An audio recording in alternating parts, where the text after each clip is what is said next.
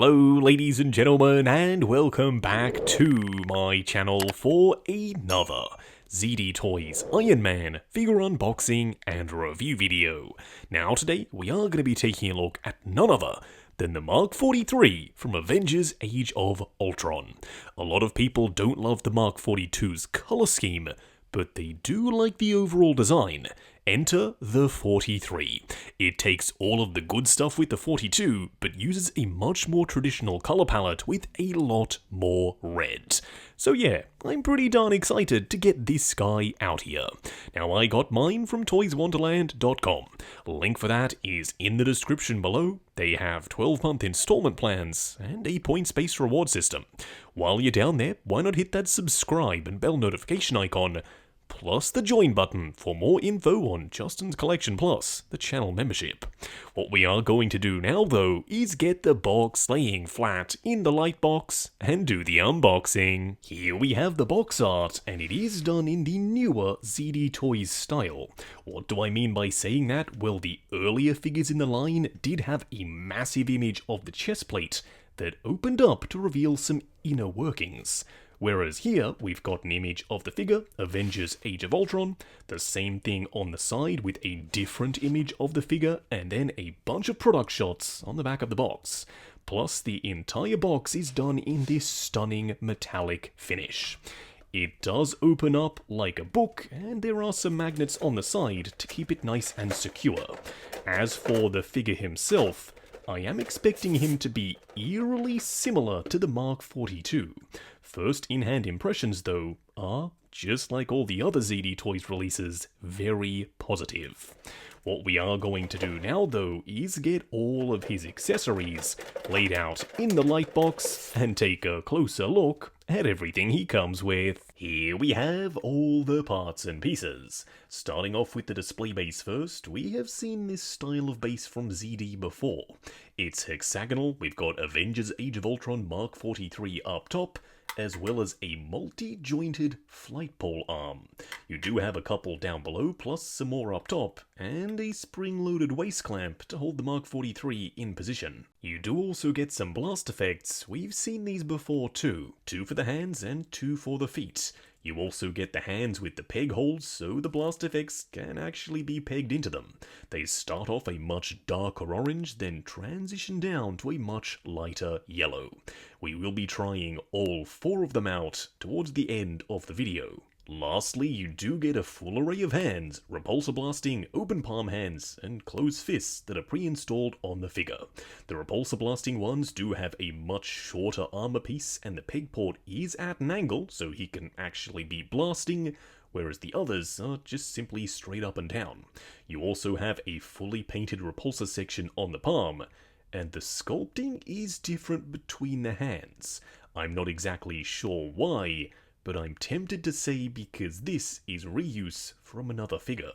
What we are going to do now though is get the Mark 43 itself out here and take a closer look. Here we have him standing straight up and down in the light box, no crazy poses or accessories or anything like that.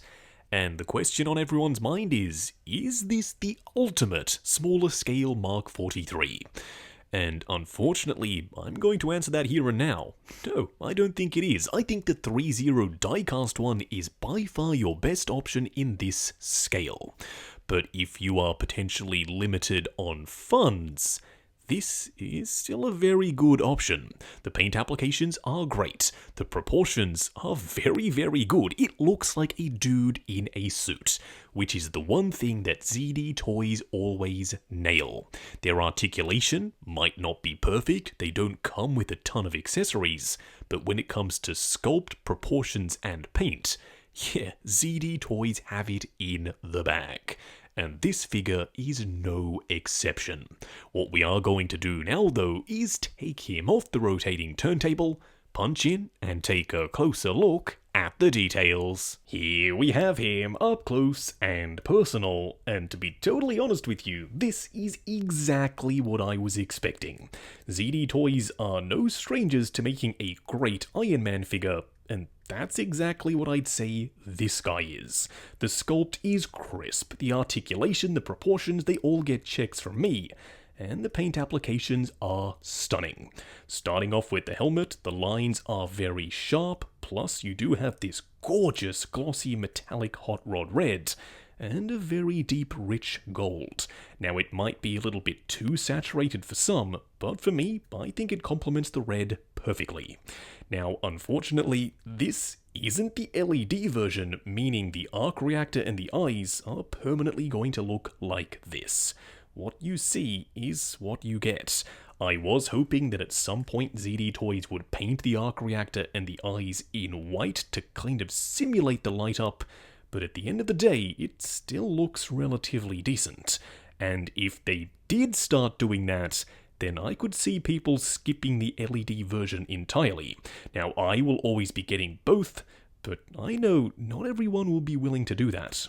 Up here for the shoulder pads, they are articulated up and down, but they don't actually spring out.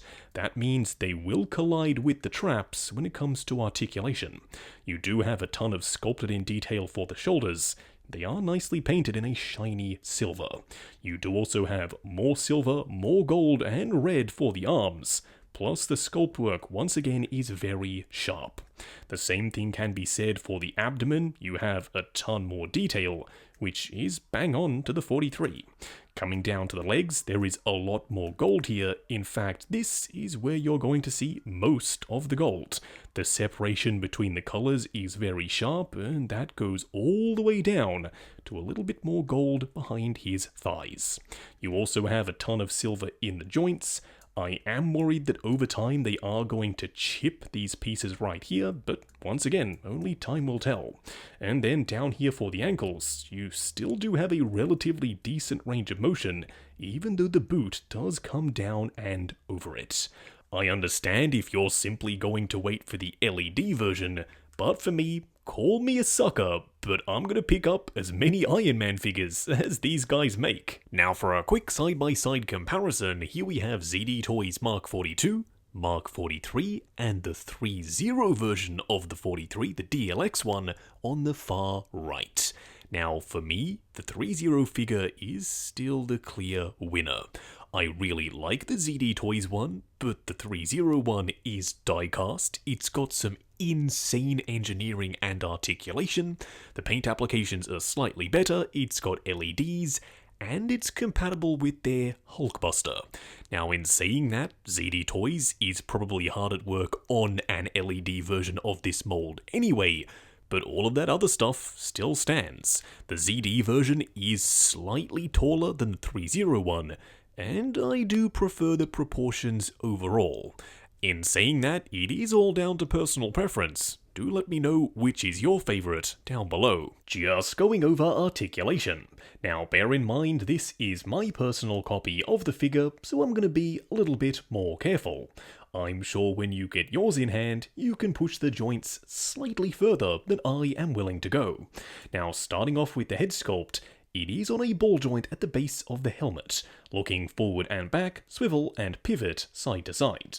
The arms can be pulled out to extend your range of motion, going up to there, going forward and back, butterfly joint at the shoulder that also hinges up and down, swivel at the bicep, double bend at the elbow that does get you past 90, and then a ball joint for the wrist peg. The torso can be extended up, crunching forward and back, swivel and pivot side to side. The legs can be dropped down, going forward to there, going out to there, swivel at the upper thigh, double bend at the knee that does get you almost the full way, and lastly a ball joint down here for the ankle. Just wrapping up on the ZD Toys Mark 43 from Avengers Age of Ultron. This is another stellar release by ZD Toys. But in saying that, it is kind of overshadowed by the LED version looming large over this figure. Now, who knows when the LED one is going to be ready, but what we do know for sure is it's going to be the superior product, only for a little bit more money.